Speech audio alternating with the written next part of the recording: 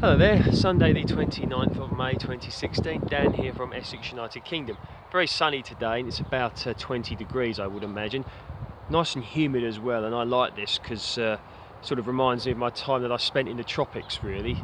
So lovely day, and I thought it would be a good opportunity to do a tour of the allotment. So we'll start here. Now we've got broad beans here, so you may remember the last time I showed these broad beans, they were significantly shorter. Now the taller ones, like this for instance, some of these are about 5 feet tall now, which is great, and we are starting to get some decent crops. Now you see, when they're small like this, you can actually eat them, eat the whole pod, boil them up and then simply eat them. Whereas if you leave them a bit longer, then you wait for the beans to form inside and you eat the beans. If you try to eat the pod when they're bigger, it will be very tough and you probably won't enjoy it. But at this stage you can certainly chop them up and eat them. So that's one nice thing about broad beans. So if you eat some of the pods when they're small and tender, that's good, and then you can leave some of them to then turn on to go later on rather into full-size broad beans, and you eat the beans inside the pods. So that's a good way to use your broad beans. Now see here, look, that's what they look like. They start off small and they do get rather large. I mean, none of these are particularly large yet, but it won't be long before they indeed are. So that's a great thing. Now look at this rhubarb. Dear me, I mean obviously you do not eat the leaves, don't even consider it, because they're poisonous. You can see just how big these leaves are, and look at these. Oh Mary, the size of that. Look at them, look, stalks. If I'm not mistaken, I think this is giant Russian rhubarb. I didn't put this in, a relative did. But I mean, look at the size of it. Yikes, I've never seen it this big.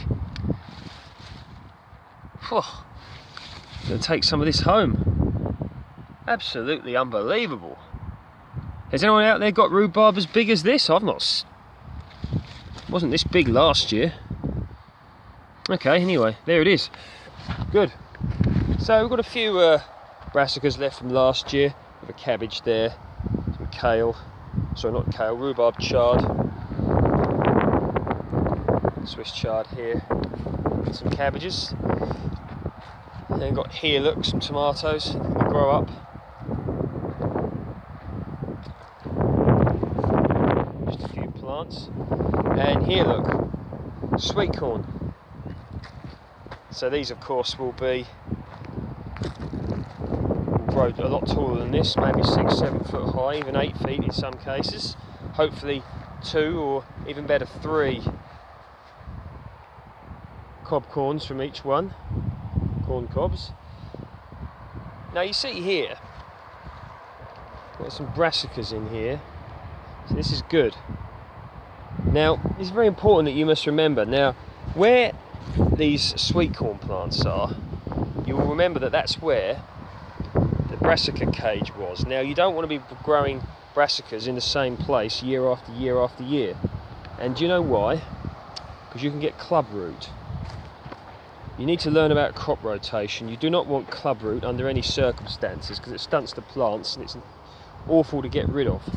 So don't grow your brassicas in the same space year after year. So giving this ground here a rest. Now even though we use the non-dig method here and we regularly replace the top layer of growing medium, there is still a risk of club root. Admittedly it is lower than if you just use the same soil, but it's just not even what you want to consider. So now cabbages, we like a bit of cabbage, don't we? Let's zoom in. And some kale here. Now these are when the pigeons love them the most, when they're small and tender. So it's great to have them in a cage or net or whatever you wish to call it. And once again, we have a rather large volume of rhubarb. Look at that. Not as big as the other stuff, but not far off. Love this time of year when you're just getting ready for the summer. It's nearly June. Weather's good, although we have got some rain coming, I believe.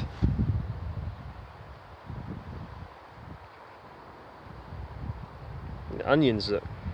And raised beds. What have we got here? Cabbage butterflies flying everywhere.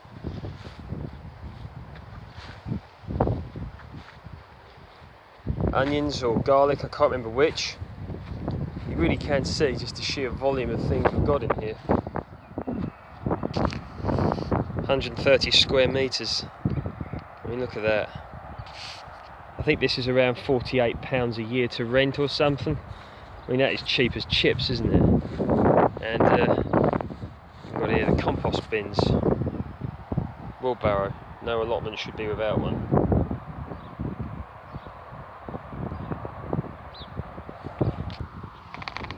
Okay, so, well, that's it. You can see things really are moving on well.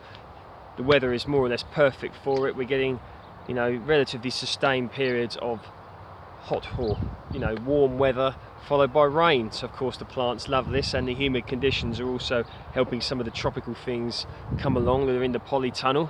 So I'm going to be putting a video up showing how the watermelon plants are doing relatively soon. Okay then, that's it for today. Take care and speak soon.